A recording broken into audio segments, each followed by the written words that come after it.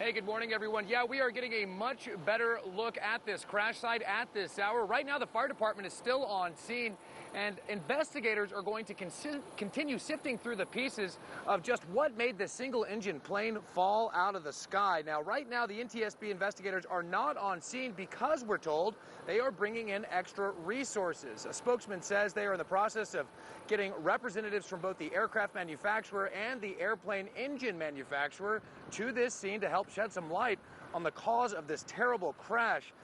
We've also been speaking with DPS, who confirms that the passenger on board this fatal flight was 57-year-old Robert Minna of League City. He was a retired DPS sergeant. Now, Mr. Minna and the pilot, 63-year-old David Lenning, are believed to have crashed yesterday morning. The NTSB says they took a nosedive into the ground. At this hour, facts are still coming out, but we are learning new information. We know that DPS did not receive a distress call from the pilot or air traffic control, the nearest airport being about 15 miles from our location right here. We've also seen no signs of fire at the site of impact, no scorched earth or burned aircraft material. DPS also saying that when they arrived, they did not see any signs of smoke or fire.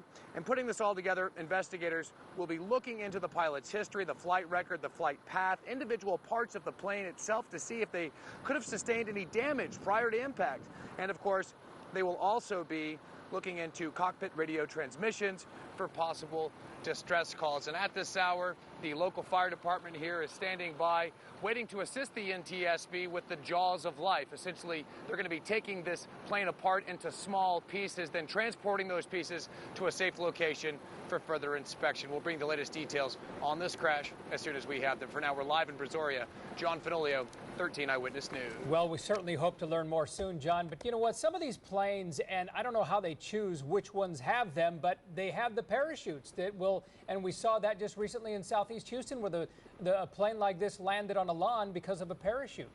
Something like that doesn't exist on this plane?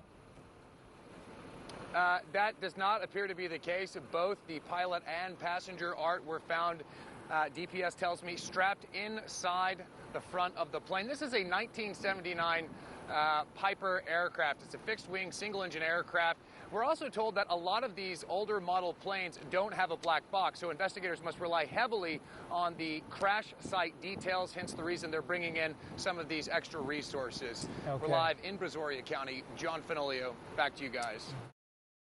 Good evening, Dave. Yeah, this attack was just awful. Witnesses here describe it as something of a nightmare right here on Adams Bayou, just off the Sabine River. But ever since I saw that big one, I haven't gotten back in the water. Michelle Wright is referring to an alligator she and other neighbors say is upwards of 11 feet long. That one scared me. And you never know what's underwater. And you can't see what's underneath you. You never know what's going to get you. Last night around 2 a.m., Wright's fears became a reality when two of her friends decided to go for a swim. Wright says she warned them not to. Y'all, no more swimming. No more swimming. There's a huge alligator out here. But 28-year-old Tommy Waterd and a female companion jumped in anyway, when suddenly... And she's screaming, "The alligator got him, the alligator got him." Wright grabbed a flashlight and ran out onto the dock. Zooming the flashlight all over the place trying to find him. And then he pops up. His body just floats up right here. But the nightmare wasn't over. Wright says she felt helpless. He's floating around for a few minutes and then drug right back down. A morning Wright says she'll never forget. It's one thing you can't get that image out of your head. And I really, really wish I could.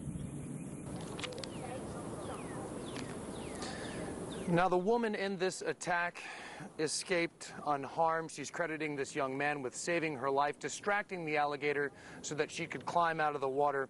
Today's death is the first in Texas since 1928. Alligator attacks resulting in death are rare, but since 1945, Texas has had 20 alligator attacks. A pretty frightening situation here in Orange. We're live in Orange. John Fenoglio, 13 Eyewitness News. Yeah, good morning, Samika. Chilling details continue to surface in the case of this deadly alligator attack that occurred on Adams Bayou last Friday. Now, the nearly 12-foot gator was shot Monday, shot in the head. The animal's body left at Burkhart's Marina, the very spot where 28-year-old Tommy Woodward was pulled underwater and killed during a late-night swim. Now, earlier this week, a local gator hunter, along with game officials, dissected the dead gator. What they found inside, the stuff of nightmares. We skinned it and then turned it up and got into its stomach and found some remains. Now, not everyone's happy about this gator's death. A local game warden tells ABC 13 that they have a person who has admitted to killing the gator. That individual could face a $500 fine. A local DA will decide as early as today whether or not to press charges. And if that happens, local residents say they'll help pitch in to pay the fine. Many of them happy that this man-eating alligator is finally gone. Hopefully, no more swimming there anytime soon as well. We're live downtown. John Fenoglio, 13 Eyewitness News. Hey, good morning, everyone. Yeah, well, firefighters have cleared this scene just a few moments ago, but this was a big fire early this morning around 1 o'clock. And I want you to look over my shoulder here. You can see the hole in the top of this home. That is where this fire began early this morning, consuming much of this house. Now, take a look at this video shot here by a bystander. This fireball that lit up the night sky. We're here on the 5800 block of Sunnygate Drive in Spring. This was a one-alarm fire, we're told by the homeowners, that started in the attic. It smoldered and then quickly spread. And like so many of these early morning fires, the folks inside had just minutes to get out before the flames consumed their bedroom. Residents here tell me that this home is a total loss. Now, fortunately, they were able to get out. They were able to save their dog, their cat. They escaped with only the clothes they were wearing, and as they did, they tell me they heard the ceiling in their bedroom explode as this fire ate through the roof, rapidly consuming the oxygen in the bedroom once it broke through the ceiling and flashed over. There's a good lesson here and a message that bears repeating. Residents here tell me that their lives were saved this morning by working smoke alarms. Now, coming up a little bit later in this broadcast, we're going to introduce you to those residents and bring you more on this fire. For now, we're live in Spring. John Fenoglio, 13 Eyewitness News. Yeah, good morning again, everyone. Well, the scene here, brazen but not fast enough. That's what police are saying about thieves who tried to bust through this convenience store here. You can see the facade of the store, the front of the store, completely smashed in. The alarm is still going off here because this is still a pretty hot scene. Now, if you will, walk with me over here for just a minute. This is the van that the thieves used to try to bust into this store. You can see that the exhaust is still running. The van is still running. Police tell me that this vehicle is hot, meaning it's stolen. This is a stolen vehicle that you can just tell by the damage. They used it to back into the store, and when they did, they smashed through the front. Police say they were after an ATM, which is so often the case in these attempted smash and grabs. However, police also say they were unsuccessful in their attempts to try to get that ATM. Police also tell me that they believe there was a second vehicle on location, a pickup truck. Police say they believe that the thieves were going to use this van to essentially scoop up the ATM, then unload that ATM into another truck and dump this somewhere. But right now, this is an active investigation. There are surveillance cameras on scene. Police are going to be looking at that footage, also trying to come up with a suspect or suspects involved in yet again another attempted smash and grab. We'll bring the latest details on this case as soon as we have them. For now, we're live in North Houston. John Fenoglio, 13 Eyewitness News. Yeah, this is a pretty brazen, yet another attempted smash and grab here in North Houston. Fortunately, thieves didn't get away with anything this time, but you ask the victims of this business and the countless others who have been hit, and they will tell you this seems like a problem that is only getting worse. Jason Barrow is helping his neighbors pick up the pieces of an all-too-familiar problem. Just look at all this property damage, man. Look at all of this property damage. For the second time in less than 2 months, This is not right. You know, people working hard. this washateria on the 100 block of East Little York has been hit by smash and grab thieves. Last night's incident caught on surveillance video. Watch as the pickup truck backs into the shop's front wall. The suspects fleeing when they realize they can't break through. The damage hitting small business owners especially hard. They don't give people no hard time or nothing. They just nice. Good people, huh? Yeah, they're just good people, period. It doesn't take a whole lot of brains to commit one of these crimes. You basically back a vehicle into a business and grab whatever you can, but those who commit these crimes are fairly bold. This truck, for example, was stolen just this morning. I wake up at 5 o'clock, and I hear the ignition, and I go out, and I see my truck going. But these victims aren't alone. Earlier this morning, another attempted smash and grab on Airline Drive in North Houston. In fact, there's been a smash and grab every day this week. Same MO, no suspects, the damage devastating. Police say thieves are after ATMs, booze, whatever they can grab. Victims are fed up. If I see him, I might want to punch him in his face. I don't know. Yeah, I don't think many people would blame you. Now, we have reached out to HPD for numbers on the smash and grab incidents. We are still waiting back to hear from them on those numbers. But again, you ask the people out here, they'll tell you this is a problem. It's only getting worse. And of course, if you watch the news coverage, you see that it's happening over and over again. A few tips to keep your store or yourself safe. Have lights outside of your business. Keep it brightly lit.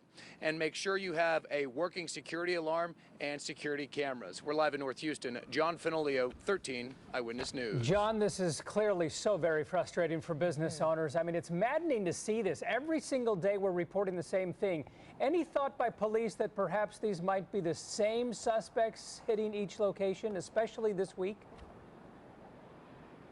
Well, we don't have that information right now, and it'd be too soon to make that kind of an assertion, but we have reached out. We are trying to find out if that is in fact the case. But yes, it does. You do posit a good question, Art. With so many incidents like this happening, is this an organized sort of situation, or are these just random smash and grabs? We're working hard to get that information for you, and as soon as we do, we'll bring it to you. For now, we're live in North Houston. John Fenoglio, 13 Eyewitness News. Back to you guys. Yeah, okay, guys, well, imagine Houston as your last stop on Earth before embarking upon a deep space voyage. I know it sounds like the stuff of science fiction, out of this world even, but the Houston airport system says it's the real deal, and they say they're one step closer to making Ellington Field a brand new spaceport. Now, today, the Federal Aviation Administration granted approval to the Houston Ellington Airport to establish itself as a launch site for what officials here say are reusable launch vehicles. Now, today's approval paves the way for plans that could transform old Ellington Airport into a hub of space projects, such as spacecraft manufacturing, astronaut training, zero-gravity experimentation, a site for launching microsatellites, and many more. And so we've got the companies today that are going to make these announcements that they are committed, that they see the vision, they see the future as well and as clearly as we do, and let there be no doubt that Houston is still in the aerospace industry. And as you mentioned at the top, today's approval by the FAA between private and public enterprise makes Ellington Airport the 10th commercial spaceport in the U.S. Houston here once again reaching for the stars when it comes to space travel. It's important to remember that all of this is still in the early planning stage. Where's the money going to come from? Well, it's going to rely heavily on state and federal grants. And of course, much revenue will be derived from the Houston airport system itself. But again, all in the early stages, but the rope has been cut and the process is underway now for companies to come together to essentially take liftoff, excuse all the funds, for this new program. Anyway, back to you guys.